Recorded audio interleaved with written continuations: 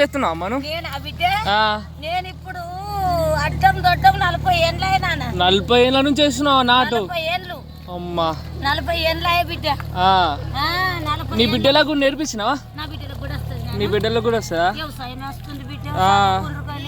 చదువుకురా నీ బిడ్డలు? 12 చదివింది, 8 చదివింది. పెళ్ళిళ్ళు అయిపోయినాయా? 7 చదివింది. పెళ్ళిళ్ళు అయిపోయినాయా మరి? పెళ్ళిళ్ళు అయినాయి, పిల్లలు అయ్యిండ్రు. వ్యవసాయం చేస్తున్నాను. వ్యవసాయం చేస్తురా? వ్యవసాయం చేస్తారు బిడ్డ. మంచిగా ఉంటారా అందరూ? దేవుని దయ వలన కష్టం చేసుకొని బతుకుతున్నాం నాన్న. చెయ్యాలి ఇక. మీరే గట్టి ఉంటారా అమ్మా? మీరే గట్టి ఉంటారు మాకన్నా తెలుసా?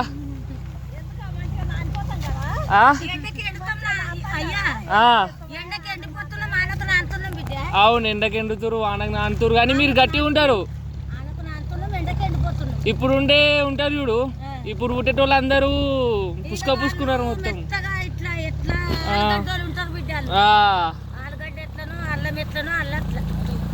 ఎట్లా ఉంటారు?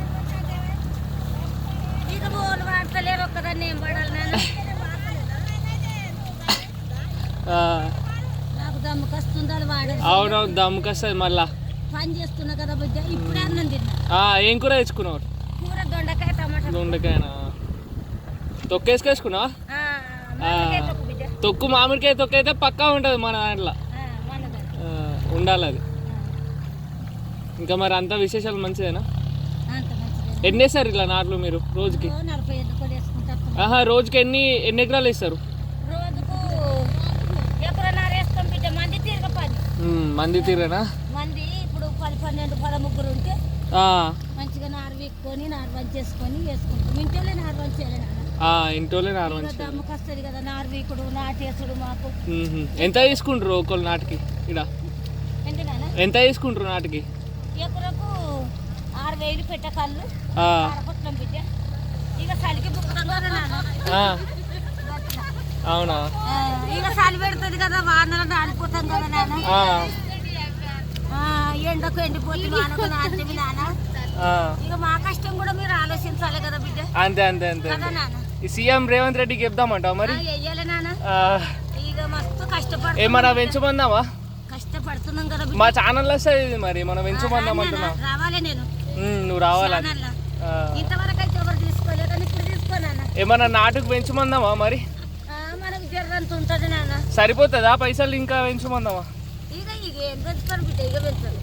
ఇక అద్దు పెంచద్దు నాన్న. ఇక కైకిలు కాకపోతే మాకు లేడీస్ కి ఎట్లా ఇవ్వాలంటే రేవంత్ రెడ్డి ఒక నెలకు 2,000, 1,500 ఈ కష్టం చూసి ఆలోచించి ఇవ్వాలి నెలకు. ఇప్పుడు నీకు పింఛన్ ఇస్తుండు కదా? నాకు వస్తలేదు నాన్న. ఎందుకు వస్తలేదు? పింఛన్ లేదు, ఏది లేదు బిడ్డ. రెక్కల కష్టమే. ఇంటికాడ అంటే జ్వరం వచ్చి పడటం పుట్టిదే.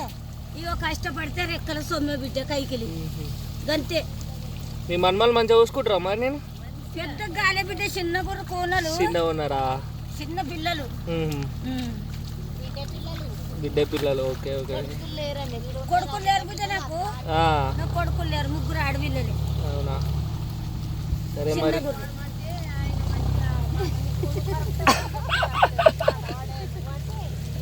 చిన్ననాడు బిడ్డ సిక్కులు పెడితే గొరుది కూడాయి, గొరుది కూడాయి, గొర్రెలెత్తి కాసు. బిడ్డవే నా బిడ్డ నా మానవా, తమ్మల పాకుల తొడగవే నా బిడ్డ నా మానవా.